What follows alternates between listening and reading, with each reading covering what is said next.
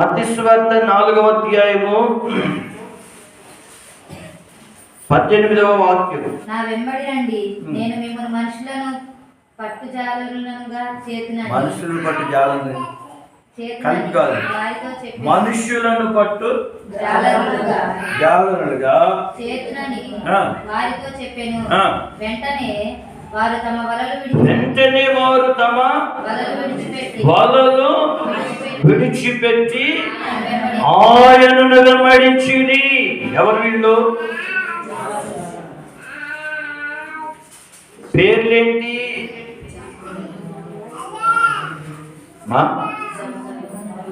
పేర్లు వారి పేర్లేంటి? పేతురు, హల్లెలూయా. సరే, వాళ్ళు యేసుని వెంబడిస్తున్నారు. ఏమి విడిచిపెట్టి? వలలు. ఎప్పుడు? అక్కడ మనం చదువుకున్న వెంటనే వారు తమ వలలు విడిచిపెట్టి ఆయనను వెంబడించిరి. 21వ వాక్యం. ఆయన అక్కడి నుండి వెళ్ళి జెబెదయి కుమారుడైన యాకోబు, అతని సహోదరుడైన యోహాను అను మరి ఇద్దరు సహోదరులు తమ తండ్రి అయిన జెబెదయి యొద్ద దోణిలో తమ వలలు బాగు చేసుకుంటుండగా వెంటనే వారు తమ దోణెను తమ తండ్రిని విడిచిపెట్టి ఆయనను వెంబడించిరి. చెప్పలుడు ప్రభు నన్ను కనపరిచింది. ఎవరు? వారి పేర్లేంటి? యాకోబు, యోహాను. ఇందాక పేతురు. చూడండి, బాగా గమనించండి. హల్లెలూయా, హల్లెలూయా.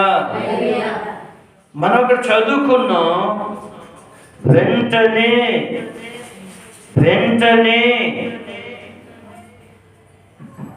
వారు తమ దోణెలు విడిచిపెట్టి, వారు తమ వలలను విడిచిపెట్టి, తమ తండ్రిని విడిచిపెట్టి.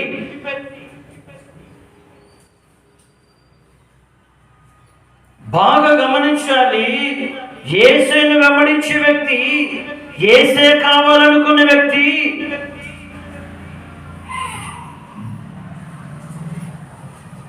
యేసుని మాత్రమే వెంబడించాలి, యేసుతో మాత్రమే ఉండాలి అనుకునే వ్యక్తి విడిచిపెట్టవలసిన ఉన్నాయి అని ప్రభు పేరును మనం చేస్తున్నాను. ఉన్నాయా లేవా? మాట్లాడుతులే. ఉన్నాయి. విడిచిపెట్టవలసినవి కాస్త విడిచిపెట్టాలి.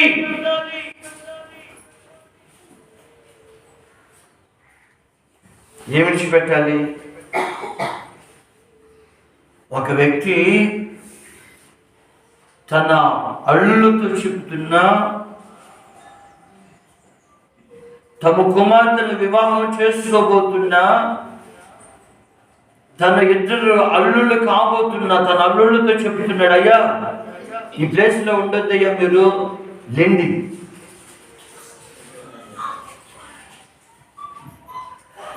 ఈ ప్లేస్ లో ఉండొద్దు, ఈ స్థలంలో ఉండొద్దు, మీరు ఈ ప్రాంతంలోనే ఉంటే దేవుని ఉగ్రత మీ మీదకి దిగి వస్తుంది.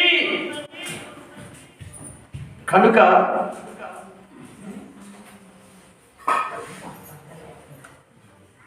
మీరు ఈ స్థలమును విడిచిపెట్టి రండయ్యా అంటున్నాడు. 19వ అధ్యాయం 14వ వాక్యం. ఆదికాండం. లోతు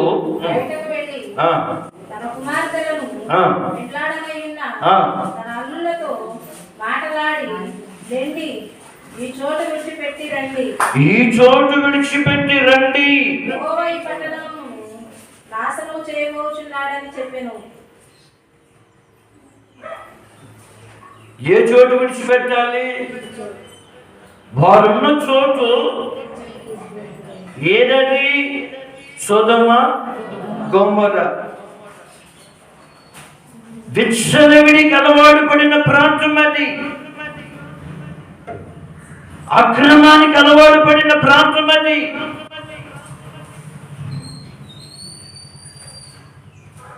స్త్రీ ఎవరో పురుషుడెవరో తారతమ్యమేంటో వావి వరుసలేంటో ఈ విచక్షణ జ్ఞానాన్ని కోల్పోయి ప్రవర్తించే విచ్చలవిడిగా ప్రవర్తిస్తూ ఉన్న ప్రాంతం అది.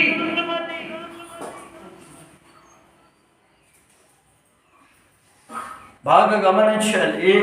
ఈ ప్రాంతాన్ని విడిచిపెట్టి రండి మీరు అంటున్నాడు లోతు తన అల్లుళ్ళని.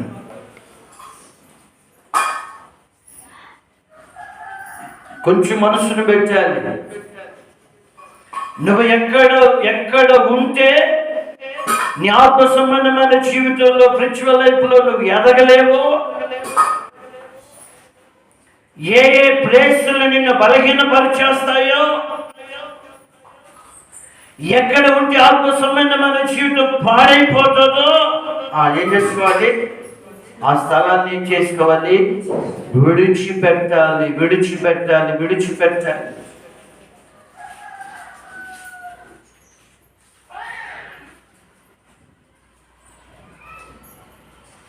ఆరు సహవాసం చేస్తే హల్లెలూయా. కొంచెం మనసును పెట్టాను. ఈ రోజున విడిచిపెట్టవలసిన స్థలాలేను ఏమున్నాయి నీలో? ఏ ప్లేస్ను విడిచిపెట్టాలి నువ్వు? ఏ చెడు సహవాసాన్ని విడిచిపెట్టాలి? ఆయా స్థలాన్ని నువ్వు విడిచిపెట్టకపోతే చెప్పండి, దేవుని ఉగ్రత దిగి వచ్చే ప్రమాదం ఉంటుందని ప్రభు పేరు మనం చేస్తున్నాం.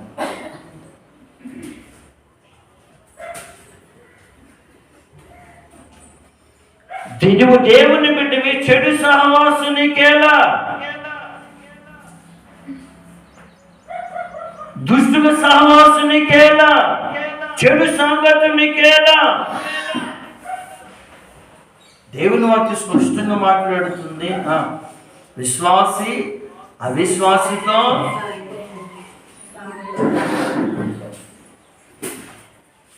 అసలు విశ్వాసికి అవిశ్వాసికే జోడి లేకపోతే సాంగత్యం ఎక్కడిదంటే కొంచెం మనసును పెట్టాలి. ఇప్పుడు విజయవాడ పద్దాక మా ఇంటికి వచ్చాడు. మా ఇంటికి పద్దాక మాట్లాడాడు.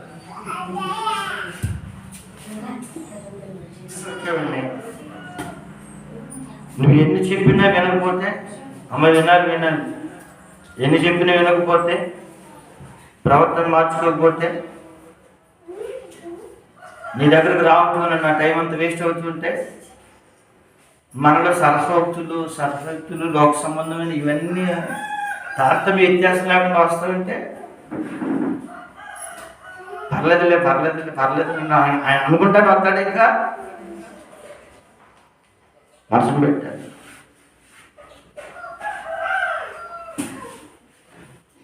నేను వచ్చినందుకు కాస్త నీలో ఆ ప్రతిఫలం అనేది కనబడితే, ఆ మార్పు అనేది నీలో కనబడితే,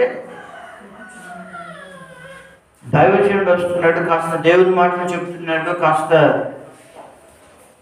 ప్రార్థన చేసి వెళ్తున్నాడు, ఈ విజన్ నేను మానుకోవలసిన కొన్ని నాలో వాటిని మానుకోవాలి అనేది నీలో కనబడుతూ ఉంటే, కాస్త ఏదైనా కనబడుతూ ఉంటే వచ్చిన దానికి ప్రయోజనం ఉంటుంది. నా మాటలు పెడిచి దేవుని మాటలో దైవ సేవకుల మాట పెడిచి పెడుతుంది, పద్దాగా చేయని ప్రయోజనం. నువ్వేం పద్దాగా టీవీ ముందు కూర్చొని రాజకీయాల్లో ఎవరెవరు రాజకీయాల్లో వాళ్ళు గెలుస్తారా, ఇది గెలుస్తారా, అయితే మంది ఇదా మంది.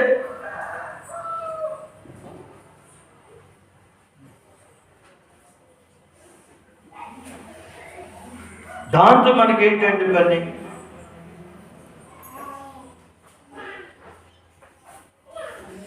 నీ హృదయం అంతా రాజకీయంతోనే నింపబడిపోయింది అనుకో, ఇక అదే వస్తుంది, కలపడేదే, ధ్యానం పడేదే, ఎక్కడి నుంచి అదే.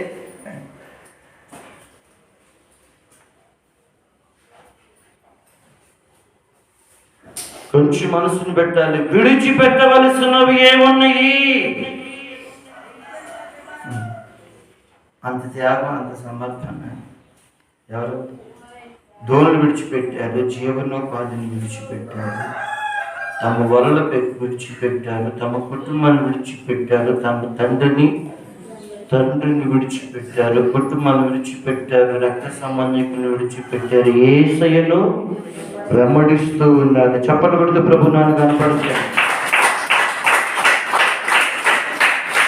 ఈ రోజున విడిచిపెట్టు.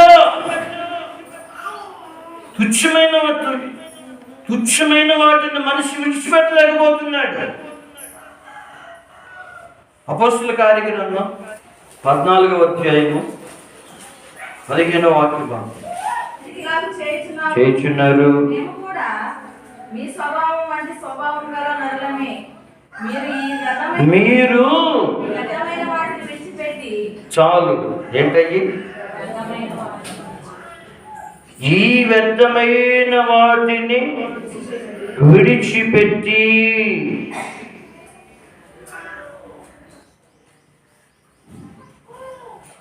అక్కడ ఒక అద్భుతం జరిగింది. అపోస్తుడైన పౌలు ద్వారా దేవుడు ఒక అద్భుతం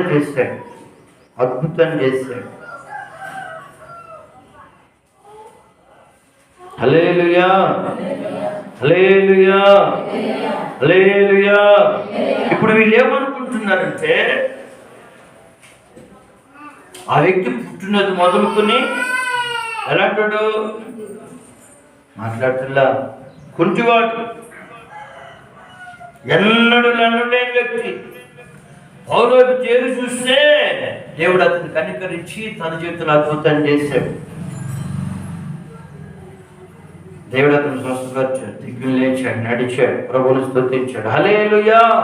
ఇప్పుడు వీళ్ళు ఏమంటున్నారంటే, మనుషుల రూపంలో రావట్లే మన మధ్యకి, మనుషుల రూపంలో చేస్తుంది అని అనుకుంటున్నారు. వారు మనుషుల ఆరాధన.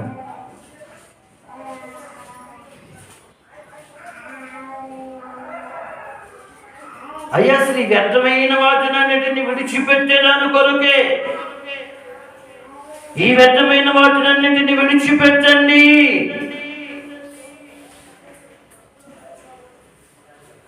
జీవం కలిగిన ఒక ఆయన ఉన్నాడు,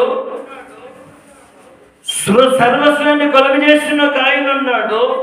ఈ వ్యర్థమైన వాటినన్నింటినీ విడిచిపెట్టి ఆయన మాత్రమే సేవించాలి అని అపోస్తలుడు పౌలు చెప్తూ ఉన్నాడు. అమ్మా చెప్పండి, వ్యర్థమైన వాటిని ఏం చేయాలి? విడిచిపెట్టాలి. ఏమున్నాయి నీలో వ్యర్థమైనవి? ఏమున్నాయి?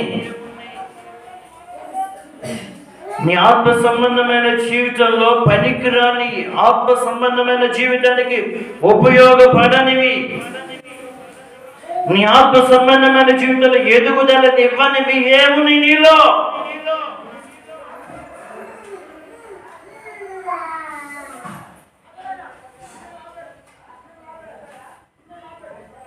ప్రభు పేరుని మనం చేస్తున్న వ్యర్థమైన వాటిని ఏం చేసుకోవాలి?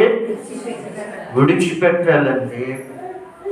పలుకబడిన మాటలలో వ్యర్థమైన మాటలు అనేకములు కలవు. వాటి మన నరులకు ఏమి ప్రయోజనం? వ్యర్థమైన మాటలు, వ్యర్థమైన ప్రవర్తన అంటాడు మరొక చోట.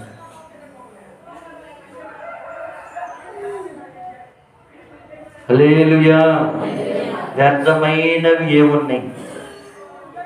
అయ్యా ఈ చోటు విడిచిపెట్టి రండి అంటున్నాడు తన వాళ్ళతో. తన మామ వాళ్ళ దృష్టికి వాళ్ళంటే ఎగతాళి చేసేవాళ్ళు, ఎగతాళి చేస్తుందనంట. వాళ్ళ మామ మాటలు వాళ్ళకి ఎగతాళి అనిపించినాయి అంట. దేవుడు ఉగ్రత అంటాడు, అది అంటున్నాడు, ఇది అంటున్నాడు అని అన్నారంట. హల్లెలూయా. చెప్పండి, ఏమి విడిచిపెట్టాలి? వ్యర్థమైన వాటిని అన్నిటినీ విడిచిపెట్టాలి. యెరెమీయా గ్రంథం 25వ అధ్యాయం 5వ వచనం. మీ చెడ్డ మార్గములను, చాలు, మీ చెడ్డ మార్గములను, మీ దుష్ట క్రియలను విడిచిపెట్టి తిరిగిన ఎడల, చాలు. ఏమి విడిచిపెట్టాలి చెప్పండి? ఏ మార్గాలు? చెడ్డ మార్గాలు ఏం చేయాలి? విడిచిపెట్టాలండి. విడిచిపెట్టాలి. చెడు స్నేహాలు విడిచిపెట్టాలి. చెడు సహవాసాలు విడిచిపెట్టాలి.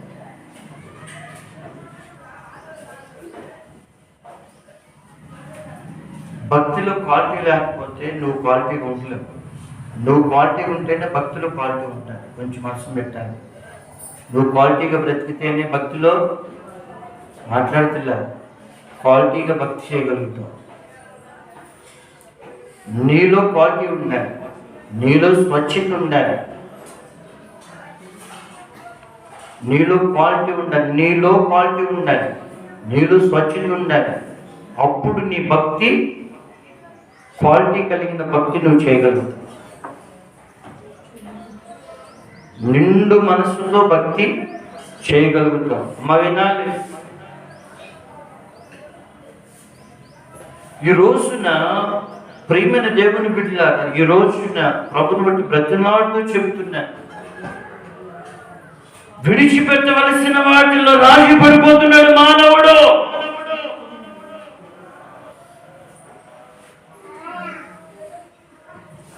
పర్లేదులే, చిన్నదే కదా, ఇవి ఒక సీరియల్ కదా, ఒక సినిమా కదా, ఇవి ఒక్క అబద్ధమే కదా, ఈ ఒక్క అబద్ధమే కదా, ఈ ఒక్క పాపమే కదా, ఇక నాకు ఏమీ లేవు అన్నీ మానేశారు. ఈ ఒక్కరితోనే కదా.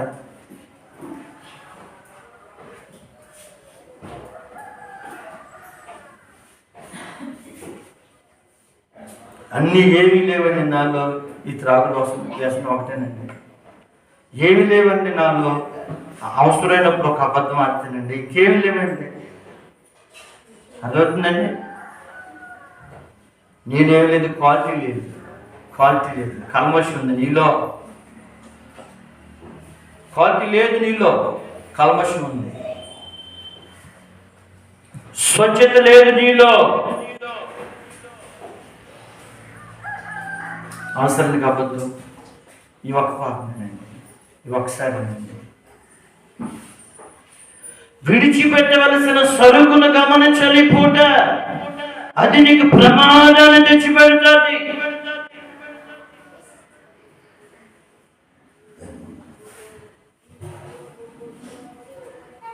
మీ చెడ్డ మార్గమును, మీ దుష్ట క్రియలను విడిచిపెట్టి,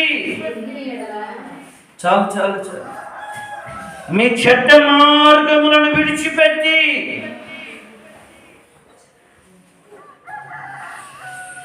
బాగా గమనించండి.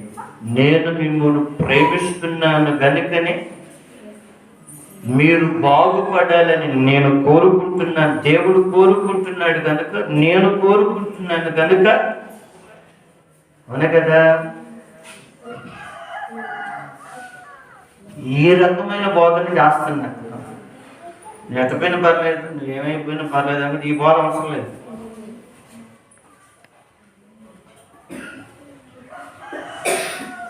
అర్థమవుతుందండి. విడిచిపెట్టవలసిన చెడు మాటలు ఏమన్నాయా? విడిచిపెట్టవలసిన చెడు మార్గాలు ఉన్నాయా? చెడు మార్గాలు విడిచిపెట్టవలసిన దేవునికి విరోధమైన ఏదైనా ఉందా? విరోధ భావం ఏమైనా ఉందా?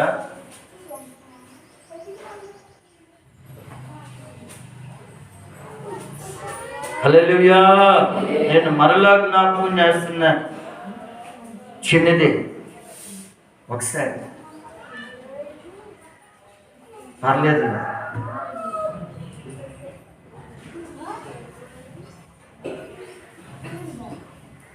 అతిక్రమములు దాచిపెట్టువాడు వాటిని ఒప్పుకొని విడిచిపెట్టువాడు కనికరాన్ని పొందుతాడు. హల్లెలూయా, హల్లెలూయా, హల్లెలూయా.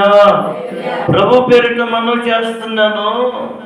పేతురు అంటున్నాడు, మేము సమస్తాన్ని విడిచిపెట్టాం. విడిచిపెట్టారా? మేము సమస్తాన్ని విడిచిపెట్టాం, నిన్ను వెంబడించాం. మాకేంటి? ధైర్యంగా సవాలుకరంగా అడుగుతున్నాడు పేతురు. సవాలుకరంగా అడుగుతున్నాడు పేతురు. పై కాదు, రూఢిగా యేసయ్య అడుగుతున్నాడు. యేసయ్య, మేము సమస్తాన్ని విడిచిపెట్టాం, సమస్తాన్ని విడిచిపెట్టి నిన్ను వెంబడించాం. మాకేంటి?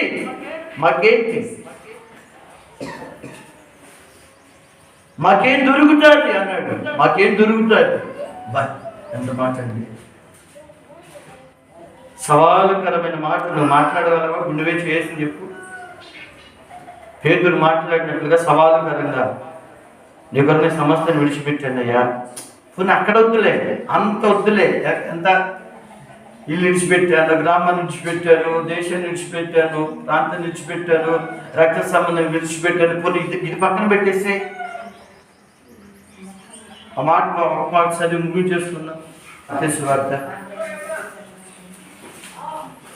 19:27.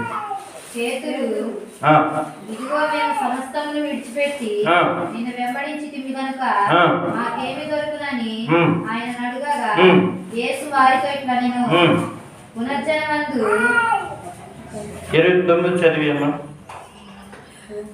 నా నామముల నిమిత్తము అన్నదమ్ములనైనను అక్క చెల్లెళ్ళనైనను తల్లినైనను పిల్లలైనను వేడగొట్టాలి, అన్ని ఏడగొట్టాలి. ఎట్లనైనను విడిచిపెట్టిన ప్రతి వాడు 100 రెట్లు ఫలము పొందును. 100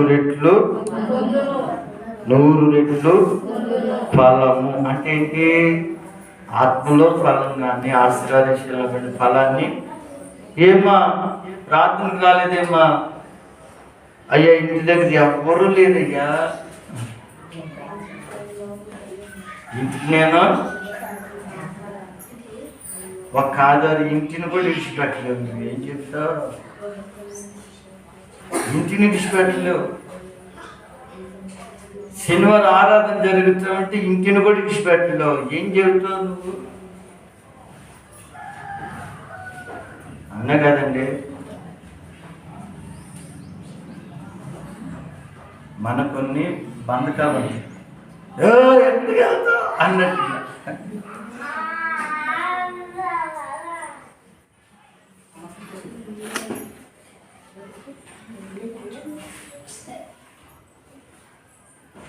హల్లెలూయా.